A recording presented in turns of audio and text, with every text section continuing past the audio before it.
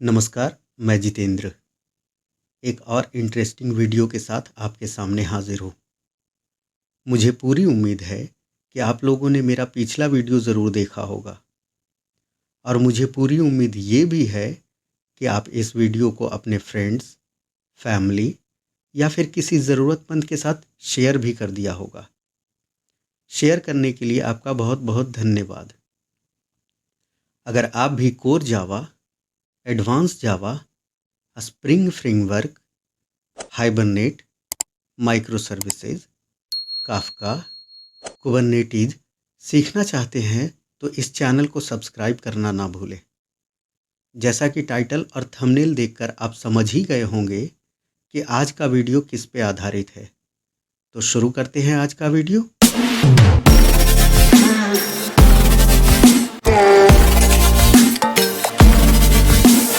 आज की इस वीडियो में हम देखेंगे कि कैसे जेपीए का क्वेरी हम इनहांस कर सकते हैं। जैसे एग्जाम्पल के लिए हम एक कंपनी का टेबल ले लेते हैं। एक कंपनी में एक टेबल है जिसके की 100 कॉलम्स उसमें हैं और हम चाहते हैं कि उसमें से एक दो कॉलम को ही अपडेट करना चाहते हैं, लेकिन जेपीए जो क्वेरी करेगी वो सारे कॉलम को अपडेट करने के लिए करेगी, जिससे क्या होगा कि हमारा क्वेरी का परफॉर्मेंस जो होगा वो काफी डाउन हो जाएगा। इसी का आज सॉल्यूशन हम लोग देखेंगे। तो हम चलते हैं अपने इंटेलिजे आईडी पर और सबसे पहले अपना एक प्रोजेक्ट क्रिएट कर लेते हैं। हम सबसे पहले प्रोजेक्ट के लिए न्यू प्रोजेक्ट पे क्लिक करेंगे। क्लिक करने के बाद प्रोजेक्ट का नाम देंगे। आप हमेशा स्प्रिंग इनिशियलाइजर को आप सेलेक्ट रखेंगे, ये जावा पे ही रहने दें, है ना। मावेन हम लोग यूज करेंगे। यहाँ पे आप अपने ग्रुप आईडी ग्रुप का नाम आप रख दे दें। पैकेज का नाम ठीक है। जावा 8 वर्जन हम यूज करेंगे। जार पे रहने दें और नेक्स्ट पे क्लिक करें। अब देख लीजिए यहाँ पे मैंने 4 डिपेंडेंसी लिया है, जैसा कि हम लोगों ने पिछले वाले भी वीडियो में लिया था। Spring wave, H2 database, spring data JPA, लॉम्बॉक, और इसे क्रिएट पे क्लिक कर दें।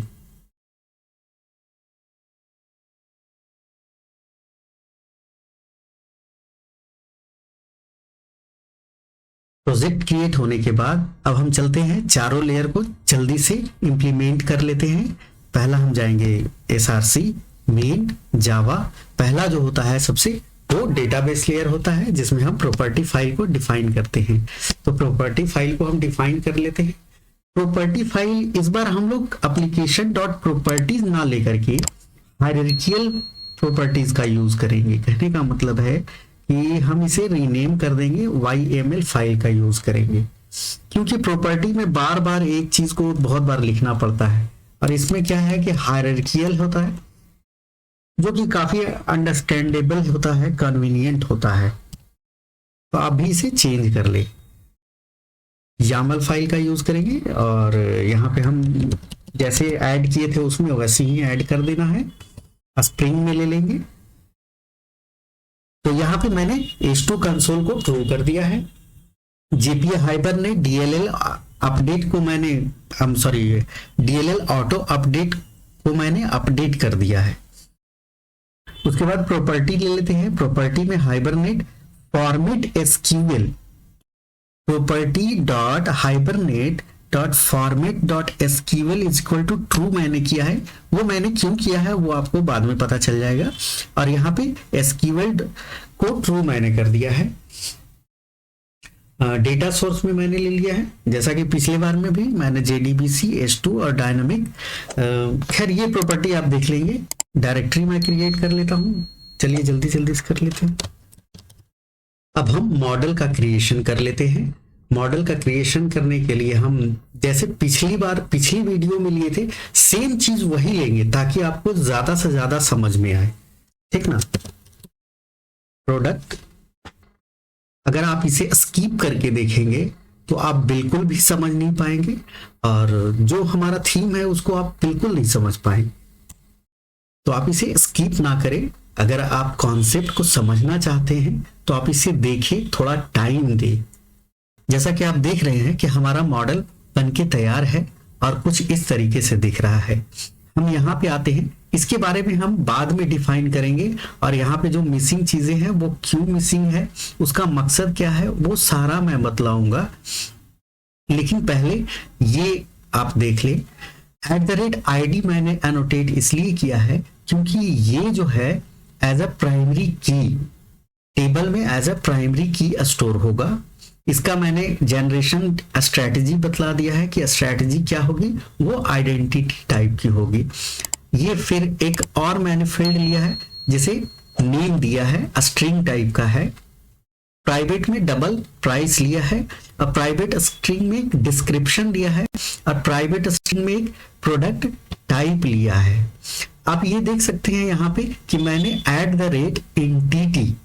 एंटिटी से एनोटेट किया है। इसका कहने का मतलब है कि एक्चुअली में एंटिटी करता क्या है, क्योंकि देखिए हमारा मकसद है कि हर वीडियो में आपको कुछ ना कुछ एक्स्ट्रा सीखने को मिले, अदरवाइज बनाने का कोई फायदा ही नहीं है ना। तो प्लीज आप इसे स्किप ना करें, ठीक ना। ये @एंटिटी कहने का मतलब है कि टेबल का क्रिएशन करना। टेबल का क्रिएशन करने का क्या मतलब है, कहने का मतलब है ना कि ये एंटिटी जो है वो क्वेरी का जनरेशन करता है।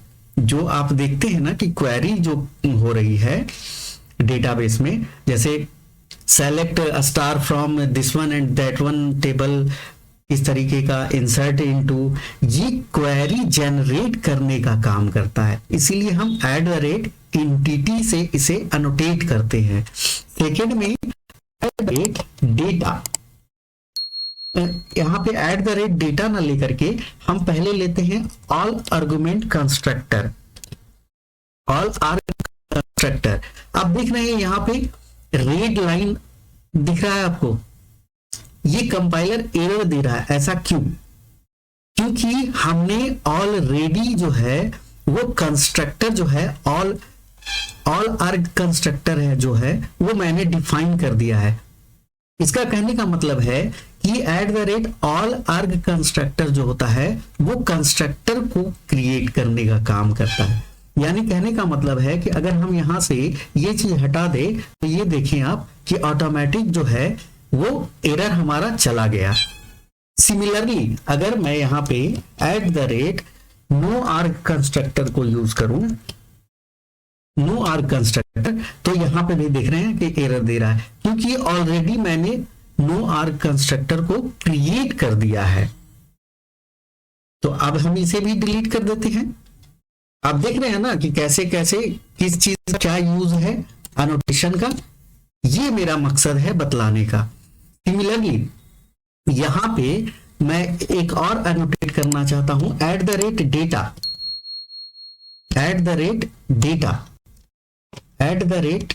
ये क्या करता है, ये करना जरूरी है क्योंकि इसमें बहुत सारे होते हैं। ये काम करता है सेटर और गेटर क्रिएट करने का।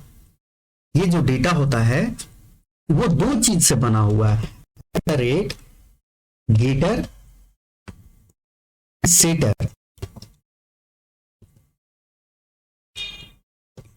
गेटर एंड सेटर ये दोनों से मिलकर बना है डेटा।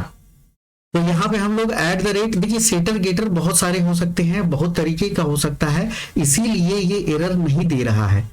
तो अगर हम इसे सेटर और गेटर को हटा देंगे तो हमें लिखने की कोई जरूरत नहीं है। अगर मान लिया जाए कि मुझे कोई स्पेसिफिक की जरूरत है, जैसे मैं चाहता हूं कि मेरे क्लास में सिर्फ और सिर्फ गेटर का इस्तेमाल हो, तो हम सिर्फ गेटर का यूज करेंगे।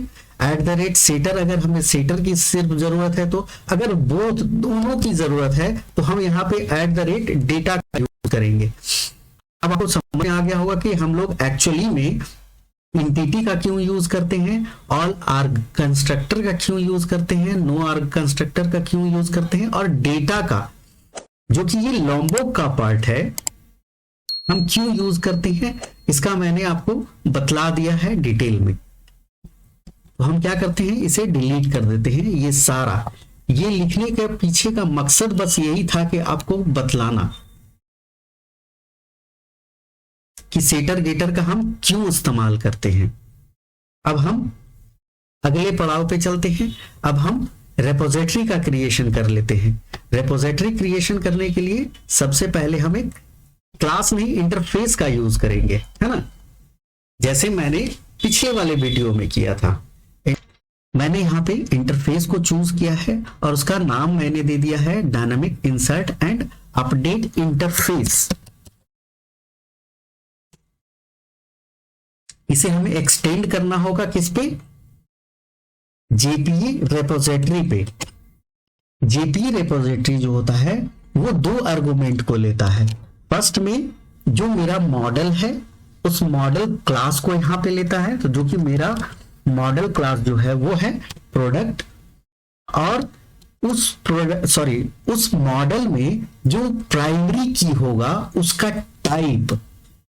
तो हमारा जो मॉडल है उसमें प्राइमरी की जो है वो इंटीजर टाइप का है, तो ये मैंने डिफाइन कर दिया है। जैसे कि आप देख सकते हैं यहाँ पे आईडी जो है वो इंटीजर टाइप का है जो प्राइमरी की है ना। तो इसी चीज को मैंने दे दिया है प्रोडक्ट क्लास नेम, और ये आईडी मैंने दे दिया है जो प्राइमरी है। मैंने आपको पिछली वीडियो में बताया था कि अगर इसे मैं @ रिपोजिटरी से नहीं भी करता हूं तब भी ये वर्क करेगा। तो इस बार ना हम लोग छोड़ देते हैं, देखते हैं कि क्या एक्चुअल में ये लेता है या नहीं लेता है। अब हम चलते हैं सर्विस को डिक्लेयर करने के लिए। तो सर्विस करने के लिए हम एक क्लास क्रिएट करेंगे जिसका नाम दे देते हैं डायनामिक सर्विस क्लास, है ना। जैसा कि आप देख सकते हैं हमारा सर्विस क्लास कुछ इस तरीके से दिखता है। आप यहां पे नोटिस करेंगे सबसे पहले मैंने @ सर्विस लगाया, यानी कि स्प्रिंग बूट को अपडेट सर्विस वो किस टाइप का है, वो सर्विस टाइप का है, ठीक ना। आगे हम बढ़ते हैं। ये मैंने कमेंट क्यों किया है ये आपको मैं बाद में बतलाऊंगा, पहले आप ये देख लें। नहीं, बाद में क्या, अभी बतला देता हूं मैं। आप इंटेलिजेंट आईडी में देखेंगे @AutoWired में ये अंडरलाइन कुछ दिखा रहा है। ऐसा कहने का मतलब है ना कि ये रिकमेंडेड नहीं होता है। ये दोनों में अंतर ये होता है कि @AutoWired करने का मतलब है कि अगर मान लिया जाए कि बिन एग्जिस्ट नहीं करता है, ठीक ना, तो बिन एग्जिस्ट नहीं करता है तब भी वो प्रोग्राम जो है वो उसका कंट्रोलर आगे शिफ्ट हो सकता है। लेकिन अगर आप कंस्ट्रक्टर के थ्रू अगर डिपेंडेंसी का इंजेक्शन करते हैं तो ये क्या करेगा कि आपको एक्सेप्शन देगा।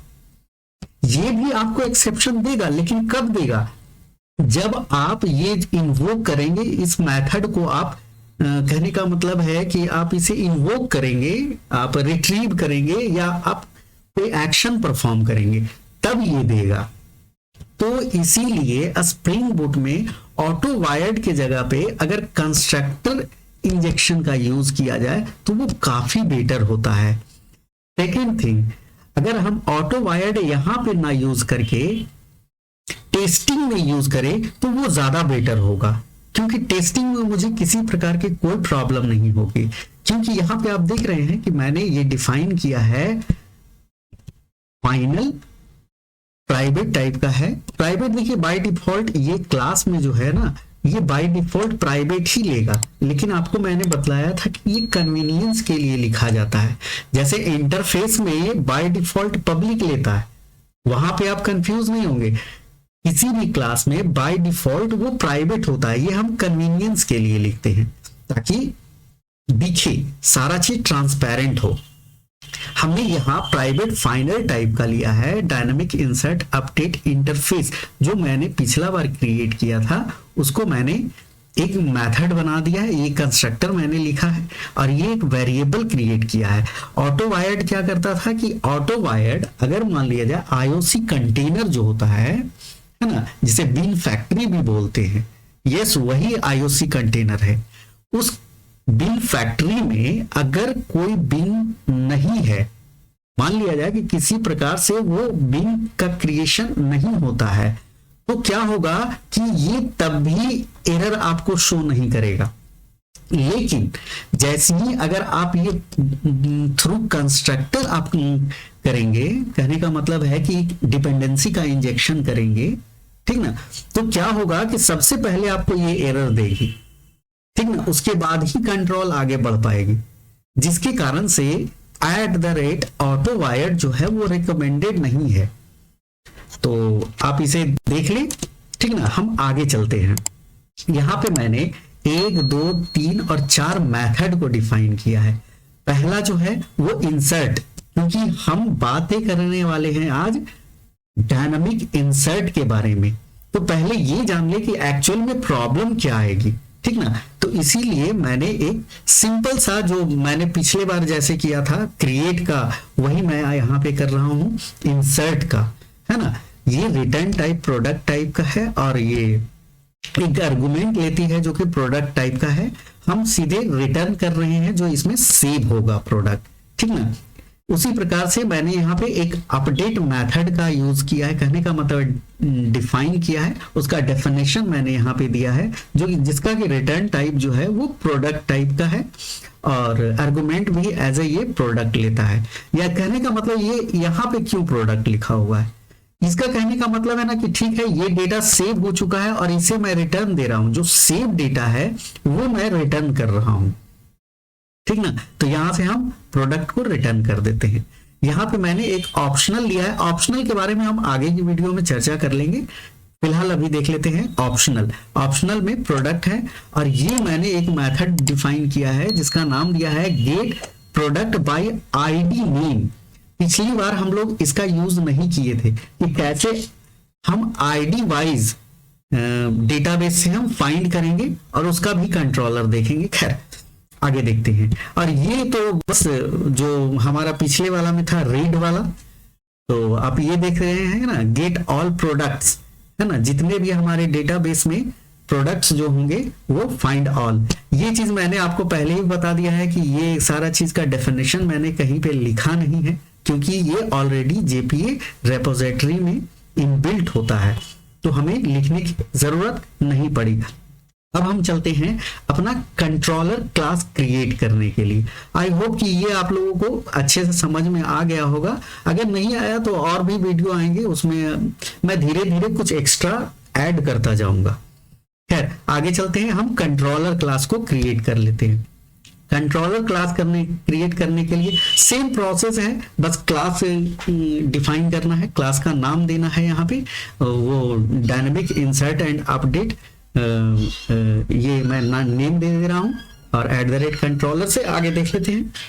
जैसा कि आप देख सकते हैं कि हमारा कंट्रोलर क्लास रेडी है, कुछ इस तरीके से दिख रहा है। जैसा कि आप देख सकते हैं यहाँ पे मैंने @REST कंट्रोलर यूज किया है, क्योंकि मैं इसे एज अ REST API की तरह यूज करूंगा, इसीलिए मैंने @REST कंट्रोलर यहाँ पे अनोटेट किया है। जैसा कि आपको मैंने ये सारे चीजें जो है वो आपको पिछले वीडियो में डिस्क्राइब कर दिया है। अगर आपको नहीं समझ में आ रहा है तो आप पिछला वाला वीडियो जरूर जा करके देख ले। यहाँ पे मैंने किया है एंड पॉइंट एक्सपोज किया है, जिसको मैंने @request mapping /product से मैंने अथी किया है, बनाया है। तो ये मेरा हो गया and point /product, just like पिछली बार की तरह। और यहाँ पे क्या पुट पैच सारे जो होते हैं वो एक्सेप्ट होंगे, ये ऑलरेडी मैंने डिफाइन कर दिया है। यहाँ पे भी मैंने पिछली बार जो पिछली क्लास में मैंने जैसा डिफाइन किया था उसी तरीके से मैं यहाँ पे ऑटो वायर्ड ना लेकर के मैं एज ए कंस्ट्रक्टर यूज कर रहा हूँ डिपेंडेंसी इंजेक्शन के लिए। आगे बढ़ते हैं, हमने एक /insert एक्सपोज किया है एंड पॉइंट, है ना, जो कि पोस्ट मैपिंग टाइप का है। आप देख सकते हैं इंसर्ट ये नेम है कंट्रोलर का और प्रोडक्ट टाइप का रिटर्न दे रहा है। जैसे मैंने देखिए ना मैंने सर्विस क्लास में जैसे जैसे बनाया था बस वही चीज है, सिर्फ नेम डिफरेंट है। कहने का मतलब नेम भी सेम है, कहने का मतलब है कि काम डिफरेंट है। पहले जो है HTTP रिक्वेस्ट इससे करेगा इंटरेक्ट, और ये जो है वो सर्विस क्लास से ही बात करेगा, और उस सर्विस क्लास जो है वो परसिस्टेंट लेयर से बात करेगा।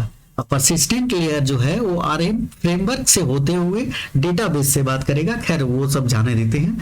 अब ये देखते हैं एक और जो है मेथड पोस्ट, जो कि मैंने अपडेट का लिखा है, यहाँ पे इंसर्ट किया है और एंड पॉइंट मैंने स्लैश अपडेट दिया है। और यहाँ पे आप ये देखिए एक चीज थोड़ा सा डिफरेंट है, यहाँ पे हीट मैपिंग टाइप का लिया है, स्लैश में आईडी यहाँ पे लिखा है। कहने का मतलब है ना कि अगर हम किसी भी डेटाबेस से किसी पर्टिकुलर आईडी को हम रिट्रीव करना चाहते हैं तो यहाँ पे as a path variable use किया है। जैसे देखिए ना, ये एग्जांपल होगा HTTP, अगर लोकल होस्ट है तो लोकल होस्ट, या फिर आपके वेबसाइट का नाम जो होगा वो होगा, उसका पोर्ट नंबर, और फिर प्रोडक्ट, क्योंकि हमारा जो ग्लोबल है, ग्लोबल एंड पॉइंट है वो प्रोडक्ट है, इसीलिए जो भी होगा वो प्रोडक्ट के बाद होगा। और ये 5 में मैंने जैसे एग्जांपल के लिए आप 5 दे दे, 4 दे दे, 1 दे दे, 2 दे दे, उस आईडी की जो पर्टिकुलर आईडी होगी उस आईडी से फाइंड करना है कि एक्चुअली में मेरे डेटाबेस में है या नहीं। अगर एग्जिस्ट है तो आप मुझे वो डेटा निकाल करके दे, ठीक ना। इस चीज को समझने के लिए आप देख रहे हैं ना, लोकल होस्ट 8080/product/5, ये 5 को रीड तभी कर सकता है जब हम कंट्रोलर को बताएंगे कि @पाथ वेरिएबल, यानी कि पाथ वेरिएबल में जो ये होगा वो इस आईडी में इंजेक्ट हो जाए, कहने का मतलब है स्टोर हो जाए, ठीक ना।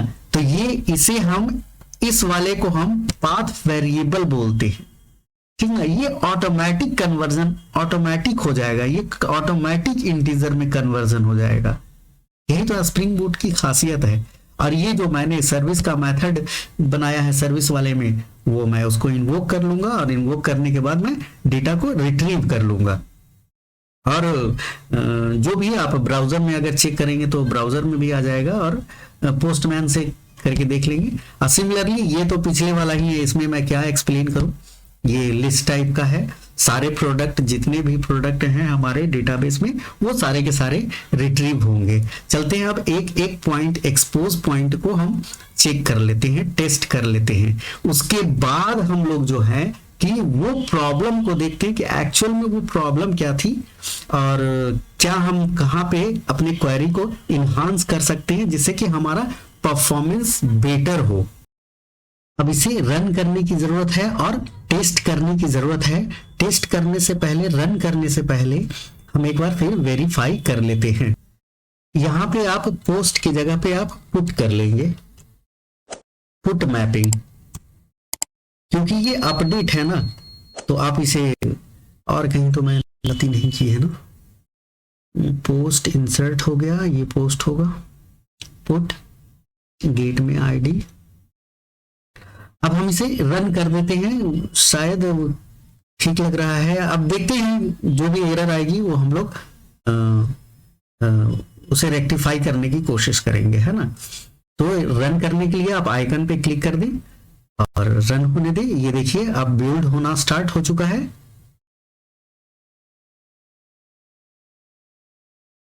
जैसा कि आप देख सकते हैं कि हमारा एप्लीकेशन जो है वो रन हो चुका है। पोर्ट 8080 है, क्योंकि ये पोर्ट 8080 है क्योंकि मैंने डिफाइन नहीं किया है सर्वर डॉट पोर्ट, तो बाय डिफॉल्ट जो है वो 8080 लेगा, है ना। अब आप देख सकते हैं कि हमारा टेबल भी क्रिएशन हो चुका है क्योंकि हमने DLL auto is equal to update पहले ही कर दिया था, पिछले बार मैं भूल गया था।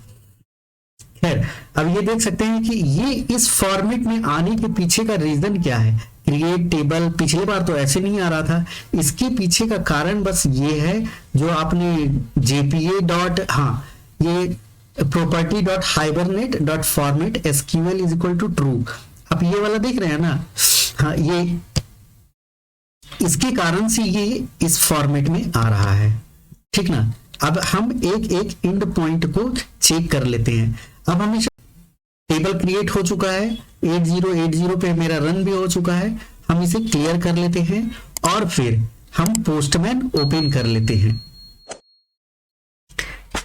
ये देख सकते हैं मेरा पोस्टमैन ओपन हो चुका है। अब पहली बारी है हमें इंसर्ट चेक करने की। इंसर्ट चेक करने के लिए हम यहाँ पे एंड पॉइंट लिखेंगे। तो हम पहला चूज करेंगे पोस्ट, क्योंकि हमारा जो कंट्रोलर का एंड पॉइंट है वो है लोकल होस्ट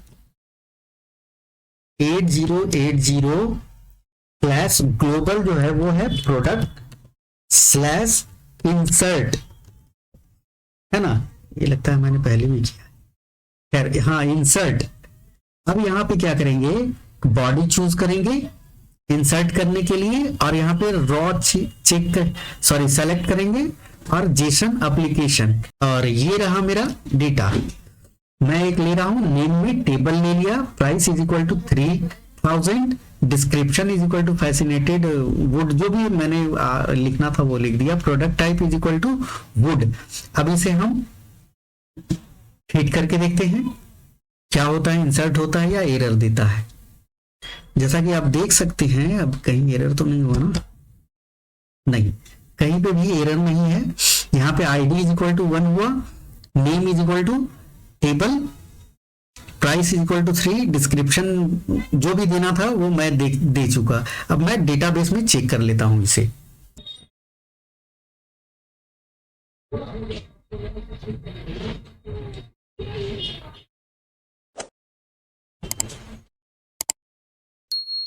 जैसा कि आप देख सकते हैं कि डेटाबेस में भी सारे जितने भी मैंने फील्ड जो दिए थे वो सारे के यहाँ पे एक रो अफेक्टेड हो चुका है, एक रो यहाँ पे इंसर्ट हो चुका है।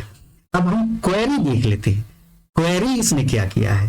तो यहाँ पे देखिए इंसर्ट इनटू प्रोडक्ट, मेरे फील्ड थे 1 2 3 4 5, 5 फील्ड है, पांचों ही इसने इंसर्ट कर दिया, है ना।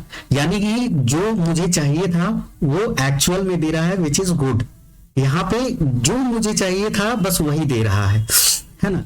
अब प्रॉब्लम ये आती है कि इंसर्शन में मैंने सारे के सारे आईडी को छोड़ करके, क्योंकि ये ऑटोमेटिक जनरेशन है ना, डिस्क्रिप्शन, नेम, प्राइस और प्रोडक्ट टाइप, ये मैंने चारों दिया। तो ये चारों क्वेरी में अगर कॉलम इंसर्ट हुआ तो इसमें कोई गड़बड़ी नहीं है, लेकिन मैं चाहता हूं कि सिर्फ नेम और प्राइस दूं, ठीक ना।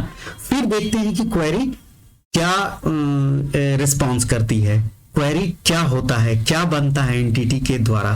अब आप यहां पे देख सकते हैं कि मैंने डेटा में थोड़ा बहुत चेंज किया है, थोड़ा बहुत चेंज करूंगा मैं।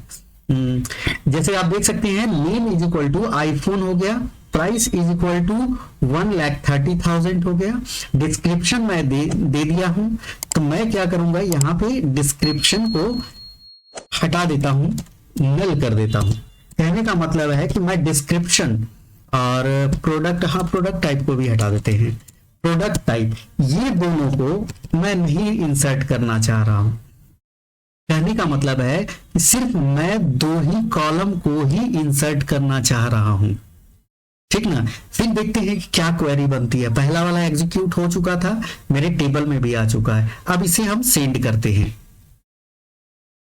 आप देख सकते हैं आईडी इज इक्वल टू 2 हुआ, नेम इज इक्वल टू 4 हुआ, प्राइस इज इक्वल टू 1,30,000 हुआ, description is equal to null, product type is equal to null which is good, ये गुड साइन है। लेकिन अब हम क्वेरी चेक कर लेते हैं। ये देखिए पहला वाला है, ये पहला वाला का क्वेरी है, क्योंकि मैंने पूरा डाला था, सारा डाला था, तो यहाँ पे सारा आया। लेकिन इस बार मैंने जो हिट किया है इंसर्ट इनटू, वो सिर्फ मैंने नेम और प्राइस किया था, लेकिन यहाँ पे जो इंसर्शन हुआ है वो सारे का, क्वेरी जो है सारे कॉलम का बन गया। ये तो मान लिया जाए कि 1 2 3 4 5 थे, 5 थे तब ना। अगर 500 कॉलम होते तो इतना सारा इतने सारे कॉलम को एग्जीक्यूट करने में जो टाइम लगता वो टाइम बहुत ज्यादा होता, और हमारा क्या होता, परफॉर्मेंस जो होता वो काफी स्लो हो जाता। तो इसका एक ही सॉल्यूशन है कि जैसे मैंने नेम और प्राइस डाला, ये जो है नेम और प्राइस ही सिर्फ जाए। बाकी जो डिस्क्रिप्शन और product type is equal to जो है वो नल हो जाए, तो उसे वो क्वेरी में मेरा ना दिखे। कहने का मतलब है कि मैं जितना इंसर्ट करना चाह रहा हूं बस उतना ही का क्वेरी जनरेट हो, ठीक ना। एंटिटी अपना दिमाग ना लगाए, मैं जो बतला रहा हूं बस एंटिटी जो एंटिटी है वो क्वेरी बस उतना ही जनरेट करे। इसका सॉल्यूशन है सिर्फ एक ही, वो है कि हम यहाँ पे चलते हैं अपने मॉडल में। अब मॉडल में जाने के बाद हम यहाँ पे एक चीज एनोटेट कर देते हैं, at the rate dynamic insert. आप ये देख रहे हैं ना डायनेमिक इंसर्ट, आप ये ध्यान रखेंगे org.hibernate.annotation होना चाहिए, ठीक ना। डायनेमिक इंसर्ट कर दे और फिर आप इसे रीरन करें और फिर सेम क्वेरी को हम रन करके देखेंगे कि फिर क्या देता है। अब मैं सेम थिंग पिछली बार की तरह करता हूं, यहां पे मैं सिर्फ नेम चेंज कर देता हूं और सेम मैं जैसे पिछले बार किया था कि मैंने दोनों नल डाला था वैसे ही डालूंगा, है ना। तो यहाँ पे क्या डाल दूं, टेबल यहाँ पे मैं ले लेता हूं 10,000 और ये नल। अब इसे मैं हिट करूंगा। अब यहाँ पे ध्यान देंगे सिर्फ मैंने नेम और प्राइस मुझे इंसर्ट ही करना है ना। यहाँ पे मैं डिस्क्रिप्शन और प्रोडक्ट टाइप ये दोनों मैं नहीं देना चाहता, है ना। या फिर आप इसे हटा भी सकते हैं, लेकिन मैं यहाँ पे ये नल कर देना चाह रहा हूं, नल, ठीक ना। अब इसे मैं सेंड करता हूं, फिर देखते हैं कि क्वेरी का क्या जनरेशन होता है। जैसा कि आप देख सकते हैं एक टेबल आईडी 3 बनी और टेबल हो गई 10,000 हो गया, description is equal to null, product type is equal to null, जैसा मैंने पिछले बार किया था आईडी 2 के लिए, है ना। सेम थिंग यहाँ पे ये हुआ। लेकिन आप जब क्वेरी देखेंगे तो ये देखिए मैजिक, ये देखिए नेम प्राइस आईडी डिफॉल्ट है क्योंकि ये तो जनरेशन ये क्या करें उसको डेटाबेस की तरफ से हो रही है ना। तो इसका अब देखिए मैंने सिर्फ नेम और प्राइस ये दोनों को ही सिर्फ इंसर्ट करने के लिए सेंड किया, बाकी डिस्क्रिप्शन और प्रोडक्ट टाइप है वो मैंने नल किया। तो क्या हुआ कि क्वेरी देखिए मेरा कैसा बना, एक नेम का बना और एक प्रोडक्ट प्राइस का बना, सिर्फ मात्र 2 ही। अगर मान लिया जाए कि यहाँ पे 500 भी होते कॉलम, 500 कॉलम भी होते तो भी मेरा क्वेरी सिर्फ ये बनता, तो ये डायनामिकली इंसर्ट हो गया, है ना। अब हम डेटाबेस में भी चेक करके देख लेते हैं।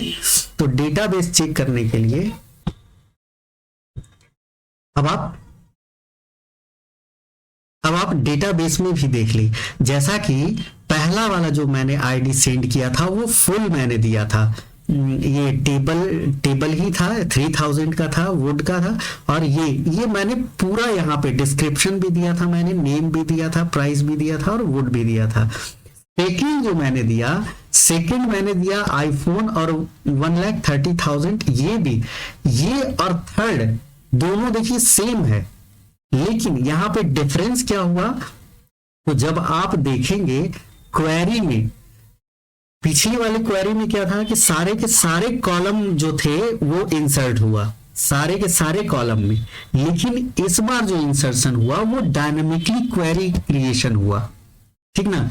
सिर्फ मात्र जो मैंने प्रोवाइड किया है बस उसी का ही इंसर्शन हुआ है, उसके अलावा कोई भी नहीं हुआ है ना। नेक्स्ट अब हम चलते हैं अपडेट की तरफ।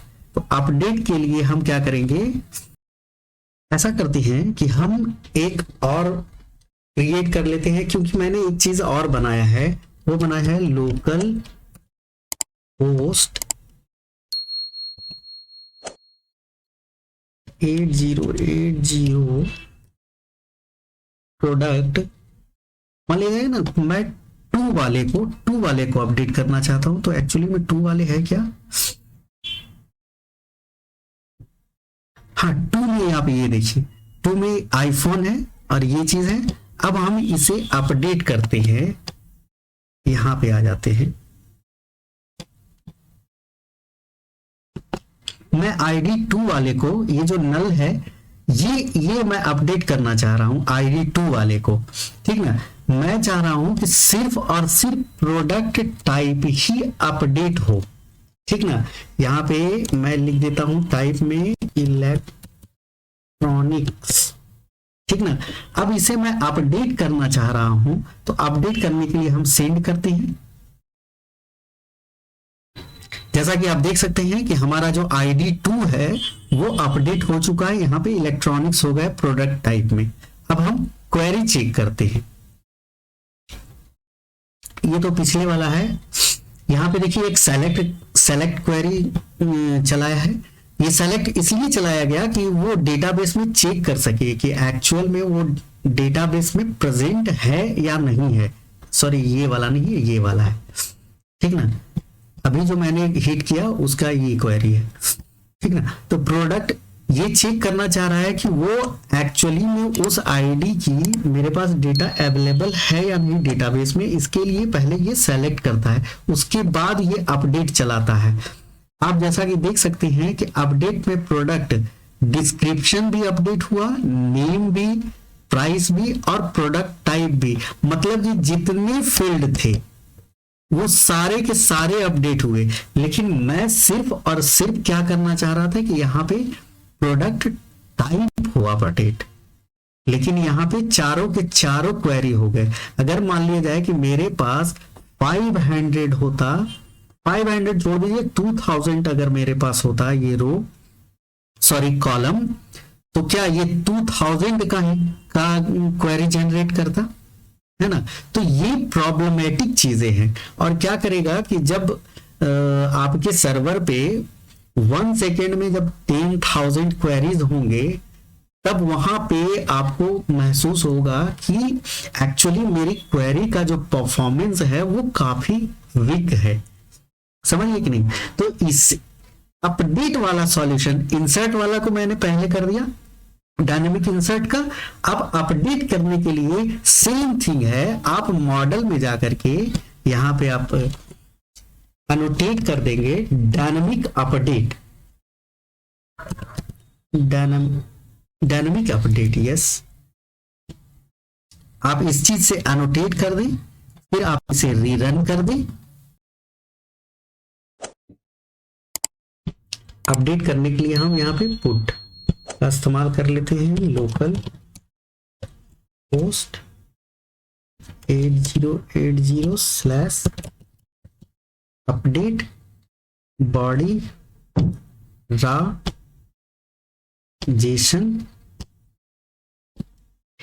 ये मैं अपडेट करना चाह रहा हूं, है ना।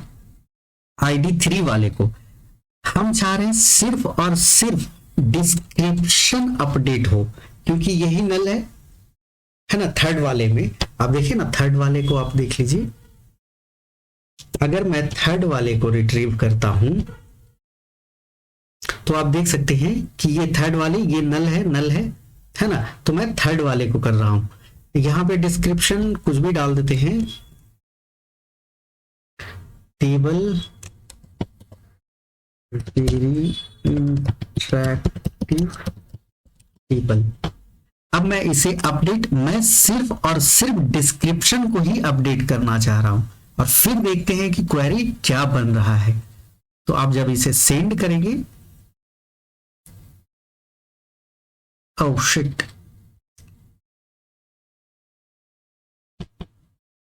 यहां पे इसलिए नॉट फाउंड दे रहा है क्योंकि यहां पे मैंने URL जो है वो गलत लिखा है। प्रोडक्ट है ना, प्रोडक्ट / अपडेट। अब आप इसे सेंड कर दें।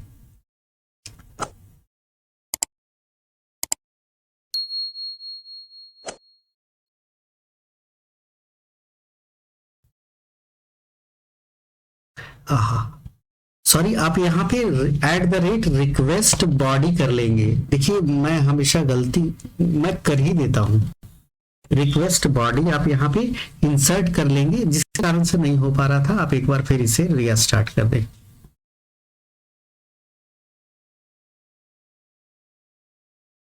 अब सेम थिंग हम अब करते हैं, ठीक ना। ID3 वाले को अपडेट करना है, वेरी इंटरेक्टिव टेबल। अब इसे हम सेंड कर देते हैं।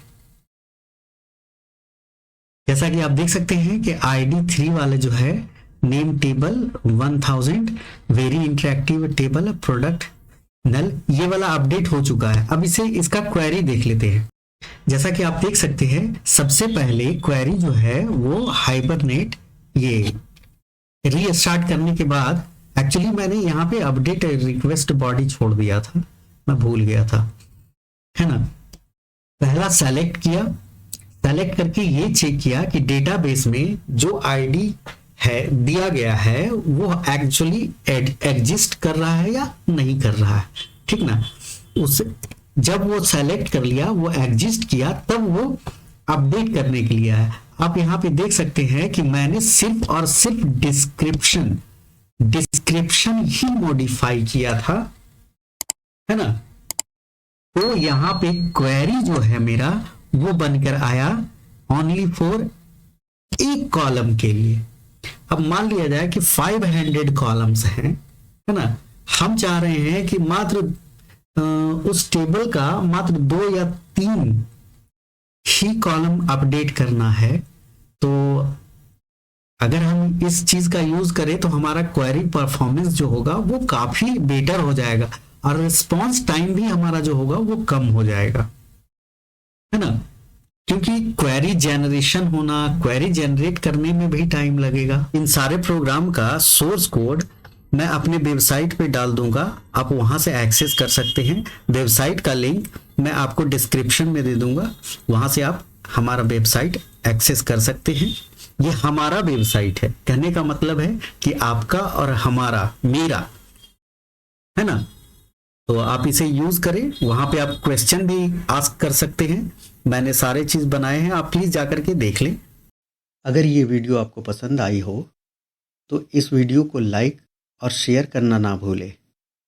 ऐसे और इन्फॉर्मेटिव लर्निंग वीडियो देखना चाहते हैं तो इस चैनल को सब्सक्राइब करना ना भूलें और हाँ, बेल आइकन दबाना ना भूलें, जिससे मेरी कोई भी नई वीडियो आएगी तो उसका नोटिफिकेशन सबसे पहले आपको मिल जाएगी।